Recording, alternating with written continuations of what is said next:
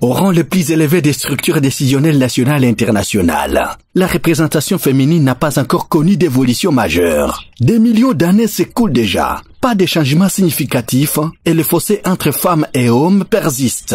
Souciés de la situation, les mouvements Rien sans les femmes à Uvira. Dans ces initiatives visant à renforcer la participation des femmes dans les structures de prise de décision est encore sur les fronts. Dans le cadre de son projet Tufaulu Pamoja, Réussir ensemble, appuyé par CAFOD et sur financement de l'ambassade de Suède.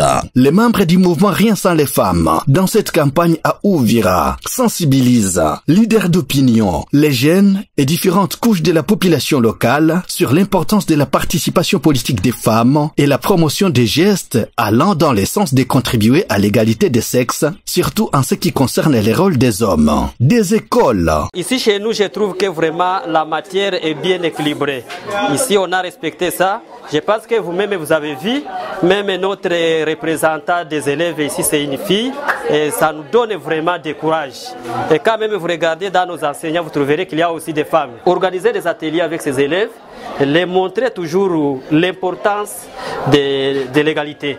Qu'ils ne se laissent pas en croyant comme je suis fille, je ne peux pas faire ça. Non, non. Il faut que chacun participe à toutes les activités. Que ce soit une femme, que ce soit un homme, nous sommes tous contraints de faire les mêmes activités.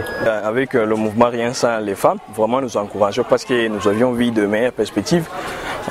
Parce que lorsqu'ils viennent nous sensibiliser concernant promouvoir aussi les femmes, ça nous permet aussi, et même ici à l'école, parce qu'il y a parfois des filles qui ne se manifestent pas, des choses comme ça, ça nous aide. Donc ça relève les niveaux, des élèves et surtout qu'il y ait égalité entre filles et garçons. Nous avons ciblé ces écoles parce que nous avons commencé avec ces écoles là où on a organisé des clubs d'élèves. Et pourquoi nous avons voulu organiser ces clubs d'élèves? Nous nous sommes dit, par rapport à ce que nous vivons, par rapport à nos coutumes, par rapport à nos us, nous nous sommes dit qu'il faut maintenant commencer avec les jeunes. Nous nous sommes dit qu'avec les enfants, avec les élèves, les informations vont partir vite là. Et là, comme il y a des filles et des garçons, ce que nous sommes en train d'enseigner, ça va être appliqué. Et si ça s'applique dans des écoles, nous pensons que ça peut aussi s'appliquer dans notre société, dans nos communautés et dans nos familles. Service étatique. Non, je suis très content. Nous faisons aussi la promotion de la femme. Mais ce que je dis à mes collaborateurs ici, les femmes doivent se distinguer. Elles ne doivent pas être complexées quand elles se trouvent devant les hommes. Dire non, ça, ce sont les hommes. Non, travailler, et c'est votre façon de travailler qui va vous défendre partout. Il y a des promotions, il y a des femmes qui sont des responsables, des grands responsables. Il y a des directeurs femmes, il y a des inspecteurs, des cadres femmes. Ici à la DGDR et partout.